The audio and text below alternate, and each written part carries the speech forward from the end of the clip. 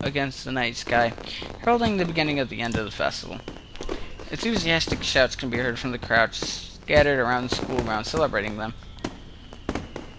For minutes on end, Hanako and I watch the fireworks overhead as Lily blissfully listens to them with her eyes shut. Red, green, yellow, star-shaped, circular in pattern, and all matter of shapes and colors fill the air, one after the other, and dance across the sky. No place near where I lived puts on such a lavish displays. Festivals like this were a thing of the past in such a metropolitan area. To seeing such a sight with these two, it's probably the happiest I've been in a long while. So that's it, the festival's finally ending. Yeah. She gives a delicate, wistful sigh. As much as I might complain about all the stuff we have to do, it's still sad that we'll have to graduate before the next Yamaku festival. I walk forwards and stand beside Lily, gently resting a hand on her shoulder. Don't worry, we still have Tanabata later in the year, right? You're right, it would be nice to go there when it comes. Minutes of silence pass, and with only the blast of the fireworks to be heard, seeing these two reminds me of those words of advice Lily had given me as we walked into town together. Cherish the opportunity to make new friends, huh? Hey, Lily? She turns her head slightly to show that she's listening, Hanako's gaze still firmly fixed on the technicolor fireworks bursting overhead. You mind if I join you two for tea every now and again? The smile on her face is more than enough to see her answer. It would be a pleasure, Hisao. And with that, we're past part 1.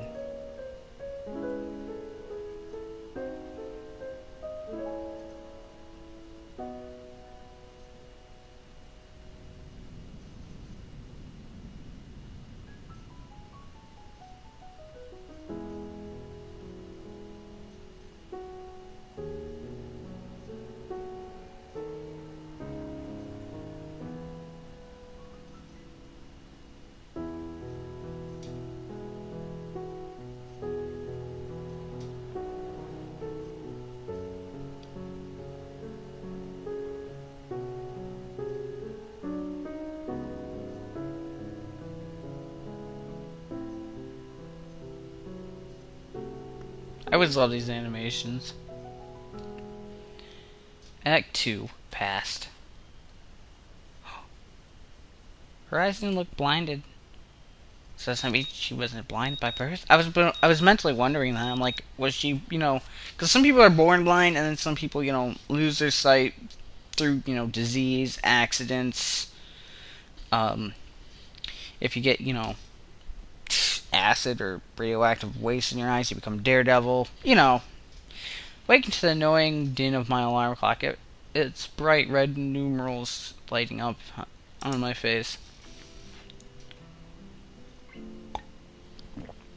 It's the same alarm clock I had at home, one of the few remaining artifacts from my days before coming to Yamaku. I'd hoped that using it would help ease my transition into this new life. No such luck, though. Groggily dragging myself out of bed, I wipe the sleep out of my eyes, then reach over to my desk. I open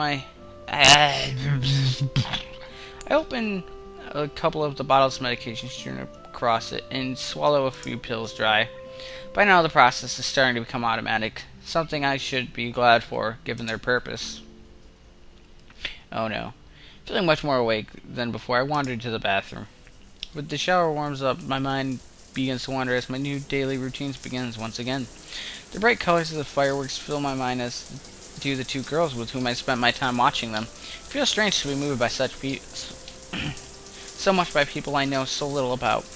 Then again, I suppose these aren't normal circumstances. At least I have someone to talk to, now, aside from my schoolmate next door. With the time left before school begins today waning, I begin to get ready for class.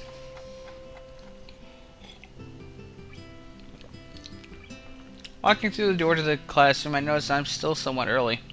I see about 5 or 6 students milling around, most of them looking as if they'd rather be still in bed. It's at times like this I appreciate being a morning person. That said, 2 students in particular seem to be just seemed just as perky as always. Hi, Shizune. Hi, Misha. I suddenly realized that my greeting would be lost on the former, so I quickly followed up with a wave. She doesn't seem overly bothered, or interested for that matter. Hello, Chan. Are you feeling well? I can only assume her greetings from her Shizune. It's hard to tell if she's speaking as herself or Shizune sometimes. Better than most everyone else, I guess. You two seem bright and chipper. Misha signs back to Shizune as I say it, eliciting a somewhat tense terse. What is terse? Terse answer. If her sharp and rapid arm movements are any indication, considering that these two made such a big deal out of the festival preparations, I probably should have chosen my words more carefully. Oh, she looks pissed. Since you're a new student, we've been cutting you some slack. Please don't expect this kind of task dodging to be allowed in the future. Misha looks as if she's about to add her own comment, but quickly goes back to interpreting as Shizune continues unabated. While your contribution to Class 3-2 stall is appreciated. Huh, word sure got around quickly. That and those two have their fingers on the pulse of the school. Would prefer your efforts to be focused on a task at hand, namely your own class. As much as I hate to admit it, they do have a point. Before I could respond, though, Shizune adds something more, which draws a smile from Misha. Did you enjoy the festival then? Lecture over, I guess. Yeah, it was good. Did you two enjoy it?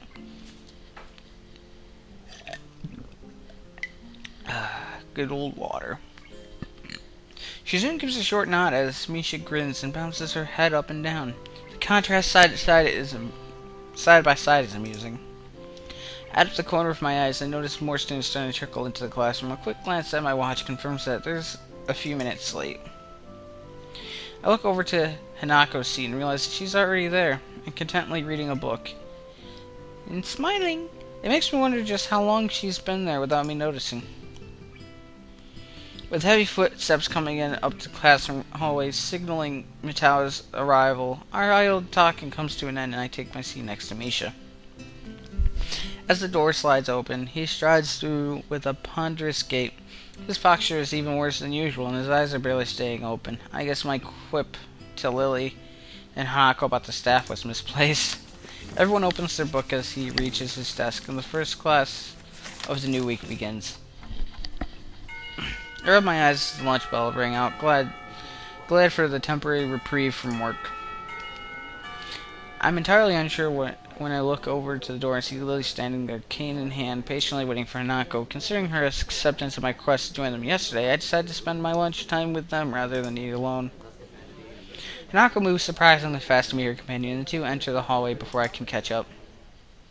Lily's head turns slightly, registering the sound of footsteps behind her. As Hanako notices and follows her lead, she almost jumps in surprise. Hisao? Hello, Hisao. Hi, sorry if I startled you. Lily turns to greet me, helped in her orientation by Hanako. Good afternoon, Hisao. Are you joining us? If it's no trouble, there's not much else to do, really. Lily gives a small nod, as if to silently brush away any idea that it would be troubling at the least. We descend one set of stairs and walk down the hallway to the usual room, our pace somewhat quicker than usual thanks to Lily using Hanako for direction rather than her cane and the railing. As expected, it's deserted. The sound of the other clubs can only be heard as sunlight streams into the room from outside. Looking around the room, I notice a couple of empty easels propped up against a wall that I don't think were there before. The art club must use this room as extra storage. Should I get the chess set out? Hanako's voice seems very tense when she's directly addressing Lily. Seems less tense, okay. Yes, I'll make tea while you sort the pieces. I could do that for you if you'd like. She ponders the offer for a moment before smiling, confirming that I've made the right choice. Her face is remarkably easy to read. Very well, thank you. She slides her retracted cane into the handle of her handbag and sets it against one of the table legs before taking a seat opposite Hanako.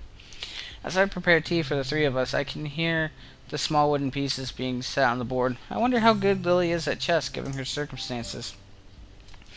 By the time I place the steaming teacups on the table, Lily and Hanako have already moved their first pieces as they nibble on sandwiches and rice balls from their respective bags. I note the chessboard that they're using has holes in the middle of each square and pegs on the bottom of the pieces, and has each dark square slightly raised. Oh, that's cool. I never thought about that. This will be a good moment to take a break for some. I need to refill my water. I'd probably use a bathroom and such, so I'll be right back. Alright, I'm back. Okay, so I like this. This is really cool. I never even thought about, a chessboard for blind people. Watching Lily's fingers skate over the board, tracing out the positions of the pieces, makes me marvel a little at makes me a little at the simple ingenuity of the design. It must be specifically made for blind players. Here you go. Oh, that smile. I mean, and I like this because it's all drawn out and it's a special scene, even though, they just edited in chessboard and Hanako, but it's still really cool. Hanako gives a small nod as I put down the cup next to her side on the board. Lily's hand ventures sideways slightly as I gently place the cup, touching the tips of her fingers, a gesture she seems to appreciate. I finally take a seat and silently sip my tea as the two play.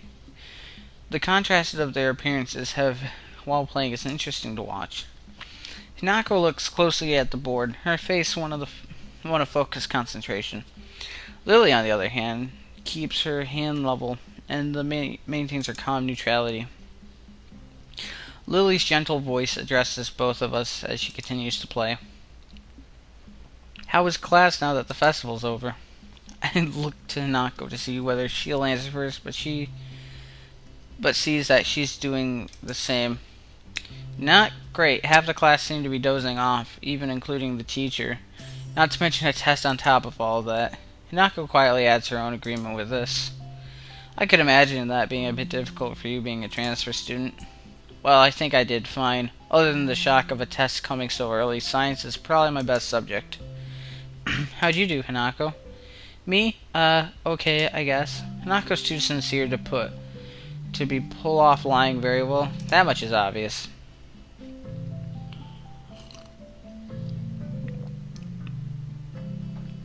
Lily's smile slips very slightly. From her reaction, Hanako's mustn't be skilled enough at academics to do very well without preparation. How did your class handle it, Lily? It went surprisingly well, actually. Only one student was absent, which was better than what the teacher expected. With the topic all but run dry, the two concentrate on their chess game once again. I can't say I've ever liked the idea of chess as a spectator sport, but given its unique nature, for once I'm wrapped in watching the game unfold. As time wears on, both of them demonstrate decent skill at playing the game.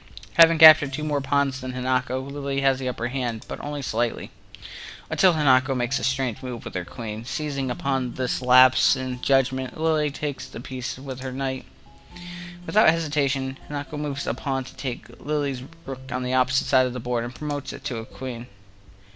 Lily's face falters as her finger moves over the pieces and she realizes she just fell for Hanako's trap. It's a little distracting to see the board traced over after each move, even if it's out of necessity. Judging by Hanako's lack of reaction, she must be used to this. She and Lily must have played at least a few games of chess against each other after all. Check. That's not bad at all. Nice, Hanako. The compliment causes her to flower into a surprised blush. Thank you. I didn't think it would work. I looked over to Lily, her fingers having just finished tracing over the position of her remaining pieces in an attempt to extricate her king from this bind. I think this is checkmate.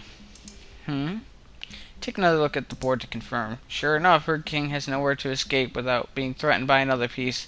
My earlier question as to which of them is better at this has been answered. So it is. Lily gives a small sigh as Hanako smiles. For their reactions, this seems like a fairly usual result. How long have you two been playing? Since I was young. Lily nods at Hanako's brief answer. Hanako taught me how to play soon after I met her. I can beat her every now and then, but that's a rarity. I don't seem to have the right mindset for it. If Lily came to Yamaku as the start of high school and met Hanako when she moved into the dorms, that'd mean she'd only been playing for about 1 year. After seeing Hanako's level of play, I'm not too surprised Lily has troubles beating her. But she's better at languages than I am, so... Lily gives an appreciative, if slightly amused smile as Hanako's quick reversal of her compliment. Well, that's how it is. Much to everyone's surprise, the bell suddenly rings, heralding the end of the lunch break. That game lasted longer than I thought it did. Same, I guess we better get back to class. Hanako's already in the middle of packing up, so I take Lily's bag and offer it to her. To my surprise, she takes it and nods, but then places it back on the table. Hisao, may I make a request? Sure, go ahead. Would you mind if I were to quickly feel your face? Oh, no, go ahead, I don't mind. The question takes me severely off guard, but once I regain my composure, it seems sensible enough. So far, Lily has no idea what I actually look like, and this would be her only way to find out. Lily raises her right hand, which I take in mine and guide to my face before letting go. The room is entirely quiet as Lily's hand moves over and around my features, from my chin to my cheeks to everywhere else. I expected this to feel a lot more disquieting than it does. I suppose that's because the actions is entirely a matter of practicality, being functionally no different to simply looking at someone's face. Her hand is soft, but what takes me by surprise is the length of her fingers, not to mention how sure even the slightest of her movements are. I have no doubt that her level of tactile feeling would be far beyond mine. Her hand briefly runs once through my hair before retreating. I'm sure that every inch of my face has been committed to her memory. It's only now, too, that I realize Hanako has been slightly watching the entire time. Thank you for letting me do that, Hisao. And if I might add, I think you are quite handsome. I blushed a little at her remark before raising a questioning eyebrow. But if you can't see how... Just because I can't see does not mean I don't have my own preferences. Oh, she's hitting on you, bro. We'd better go now. Yeah, that's a good point. I guess we'll see you later then, Lily. Walking through the hallways back to our classrooms, I noticed that Hanako seems quieter than before, but also more comfortable. Lily, her hand on Hanako's shoulder, seems to pick up on her assured pace as well, smiling as they walk. If I could spend the rest of my time at Yamaku like this, I don't think it'd be so bad. All that's needed for joy are small exchanges of happiness, after all. As I reach my desk and set my bag beside it, I realize something, or rather my stomach does. I was so busy with those two, I forgot to buy lunch. Yeah, I was wondering that he didn't go. Yeah! Getting closer to Lily. Saturday, my second most favorite day of the week. Oh wow, this is quite a time gap. I noticed that in the other chapters that, you know, during the week before the festival you go day by day, and then this is just like... This is almost entirely due to the fact that it's day with the second least amount of school, with class ending at the beginning of lunch. Wow, they only get they get 1.5 days off. For me, you know, America. This takes part in Japan. Yeah, we always just get 2. In college, you get 5. Technically, I mean, you get a lot of work between those, and sometimes you have to schedule exams and such, but, you know. I opened my door confidently, myself being more than confident of being able to get enjoyment out of the fine weather and shorter class length. I'm wondering if this is like an exit sign right here, because that's what it looks like. I confidently stride down the hallway and down the stairs to the lobby of the male dorms. I confidently look behind me to see whose footsteps are approaching. I lose my confidence in this day being enjoyable. Fucking Kenji. Hey man, sup? Not much, I guess. Just looking forward to the afternoon, you? Oh god, he wraps an arm around my slumped shoulders far too comfortably. Something's up. Let's step outside, shall we? I was just about to, before you stopped me. He doesn't take my reaction to his theatrics well. Ignoring him, I walk outside and start down the steps. It doesn't take too long for him to catch up with me again. I wonder if he wants money or to rant about another conspiracy. Maybe both. I've got a bone to pick with you. Uh-huh. It's about that blonde. You know who I'm talking about. Conspiracy it is. For a moment, I contemplate feigning ignorance, but realize that will go quicker if I just let him get it all out. Lily, the one from your class? You're on first names terms with her? He looks positively shocked at this development. Did he not expect me to be able to answer? He gathers himself and coughs into his fist, dramatically like everything he does. Well, never mind that. I'm here to warn you. You know, man to man. Warn me about what? Lily? Yeah, you don't know her, man. It's mostly true. I've only known her and Hanako for less than 2 weeks, and even then we've just been exchanging banal chatter about school as we while away lunch. What? Okay, I guess that's right. I'm pretty sure you don't either. That's not the point. You're the one spending inordinate amounts of time with her. It distresses me that someone like Kenji, who's probably as far out of the loop as one can possibly get, knows about such trivial a fact as who I choose to befriend. Then again, I am a transfer student. She's not only the representative of their class, but also a tall blonde. Maybe I should appreciate this ranting as a warning that the rumor mill exists in that school, and that I'm firmly within it. It's just lunch, nothing special. Look, man, under the bridge. See this bridge? You're under it. A man's gonna do what a man's gotta do to get intel. I just want to make sure you don't end up in too far under the bridge. You're losing me, Kenji. It's okay, let the people get lost. That's why I'm here to help. Just be careful around her, okay? She looks a little harmless on the outside, but I've heard shit. Bad shit. I don't think I've heard the S word on here that often. You know, he's doing counsel, right? He seems to involuntarily shudder as he says the words. Putting him and Shizune together in a room is an amusing mental exercise. I wonder if they've met. Yeah, Shizune and Misha are in my class. I seem to have dodged the draft, though. Good man, good man. But this is blonde. But this blonde, she was there, in the student council, right damn there. I see. And she's not there now. Silence, Yep. Ellipsis. Seriously, think about it. Something must have gone down. I stopped walking for a moment, give the idea more thought than I probably should. It would explain the fight those two had, at least in part. Wait, no, not really. Even leaving student council would be such a catalyst. In the end, it doesn't explain much at all, other than the fact that their feud goes back some ways. And I guess you have a point. I'm not seeing how that really affects me, though. Okay, now field this one. Lily's foreign, obviously. Now, what nationality is she? I open my mouth to give the answer, but realize I have none. In fact, I've given the matter very little thought. Given that she has no accent and acts perfectly Japanese, I suppose it's not really seemed important. Now he mentions it, though, I am rather curious. To be honest, I don't know. Maybe English? They like tea. I probably shouldn't resort to stereotypes, but that's the only lead I have.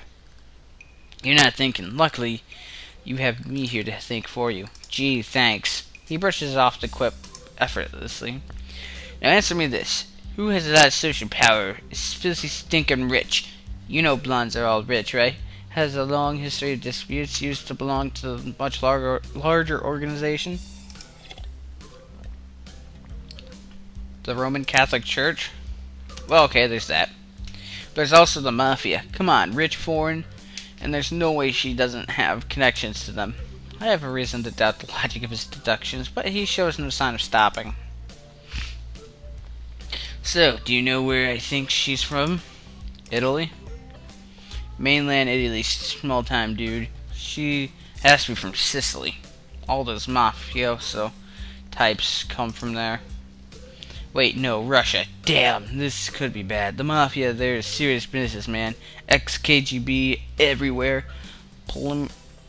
Paramilitaries, yeah. Hardcore smuggling and... Wait, stop. Just slow down a sec. What point are you trying to get at here? You don't know what she'll do, man. I won't get in your way. Agents don't operate like that. But I just want you to be careful. When the time comes, we'll need all the help we can get. I don't want to lose you, comrade. Well, at least he's concerned about me, kind of. I wave goodbye to him as he separates out to our respective classes, but I'm not sure that he sees the gesture. Piling my books into my bag, I caught a glimpse of the library books I borrowed last week.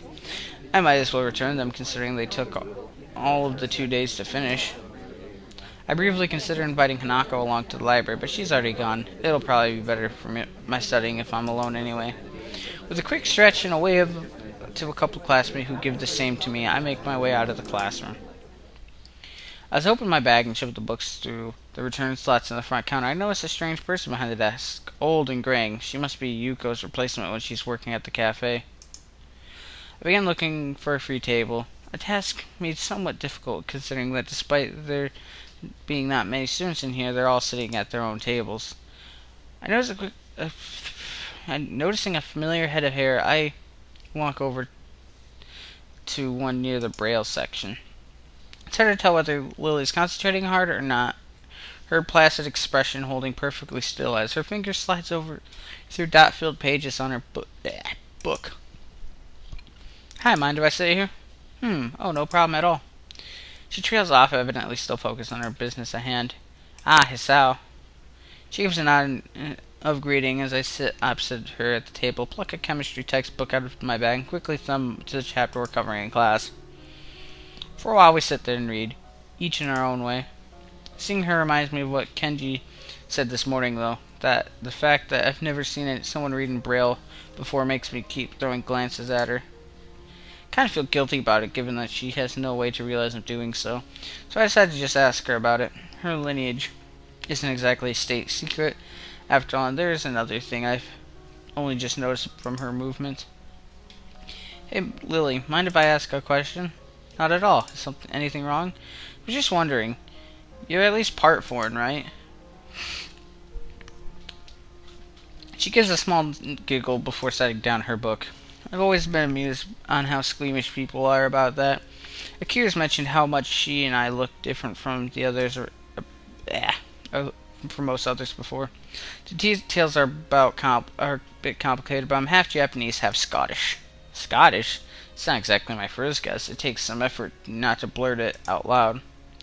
I try to conjure images of a place in mind, but as far as the UK goes, Scotland isn't bad to live in, but I'm not really sure.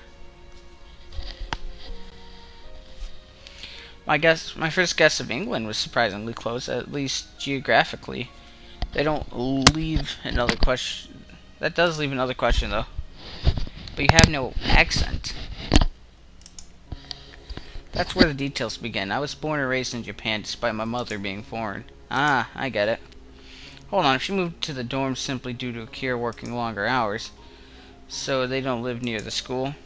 She gives a small sigh as if she didn't expect me to go any deeper. Was her previous frankness just a front? Not exactly. It's been a long time since we've actually met. I feel like I'm getting the whole story. I'm not getting the whole story, but I don't want to go undully prying into her situation. Her about face shows she feels kind of awkward about it. So, do you speak much English? To be honest, I don't know that much about Scotland, but at least I know that's the main language there. See, we're reading this in English, but it's in Japan, so they're really speaking Japanese for the most part. But, you know, I don't speak or read Japanese, so I speak a little from all the fucking anime I've been watching. Arigato, Baka, Um, just some other stuff. It takes her a moment to collect herself, appreciating the change in topic. That's right, my family mostly used Japanese around the house when I was young, but they made sure Kira and I knew our Scottish side just as well. I'm fluent in the language, but I'm also studying it in school to keep my skills up and to have qualifications on paper, mainly. So, you're bilingual? That's pretty impressive. I wouldn't go that far. Having parents who can speak the language is a large advantage, and the English books in Braille aren't too hard to buy or import, with Yuko's help at least. There's a relatively high demand for local English teachers here anyway, which also gives me some more motivation to learn it well. Demand for English teachers? For a moment I wonder why she brought this up. You're planning to be an English teacher? She gives an enthusiastic nod. It has to be nice having some definite future in mind. I've never really given much thought to mine, so I'm kind of envious. What's wrong? It's just, I could see you as a teacher pretty easily. It suits you. For a moment, she's speechless. She lowers her face a little and lets out a nervous giggle, something I've never seen her do before. With Lily's role as a class representative, her dependable nature, teaching does seem to be a line of work fitting her personality. Sorry, that was probably a little much. It is true, though. Waving her hand in front of her face dismissively, she quickly recovers. It's not that, it's just that only one person's ever said that to me before. A short, somewhat awkward silence follows the discussion. Without knowing it, I ended up steering into a troubling topic again. I should try to cheer her up a little. It was me who went and got her brooding after all. Want to go grab lunch at the cafeteria after this? It might perk her up a bit, or at least take her mind off her apparently complicated family situation. Going by her smile, it seems her to have the intended effect. I appreciate the thought, but the food there... Quite a quick redirection of the conversation. She does have a point, though. The food there isn't the greatest. Maybe the Shanghai? We could ask Hanako if she wants to come as well. What is it? I almost forgot until you reminded me. Hanako's birthday is coming up soon, and I was going to go shopping in the city for a present tomorrow. If that's an invitation, I'd be happy to accompany you. The ability to get more used to the layout of the city would probably be a good thing. I have barely set foot in there, and I'd hopelessly be lost by myself. Hopelessly lost by myself. Oh, okay, yeah. She gives a nod, signaling that she happily approves of this plan for Sunday. We eventually get back to our books, though before I begin reading again, I steal one last glance at her. Maybe I've been thinking on my situation too much. After all, everybody here would have their own unique circumstances. The chance to get outside and clear my head will probably do me good. And here's where I'm going to stop recording for now. I don't know when I'm going to be recording again. I usually record when both roommates are out of the house because they came home one time and they always want to make, like, sex sounds and fucking ruin my recordings. I don't know why. That's just dumb. But thank you guys for watching, and when we come back, I can save. You can see how long I've been playing. Jeez. No. Right click. There we go. Save. So, mind your step. It was an hour 23.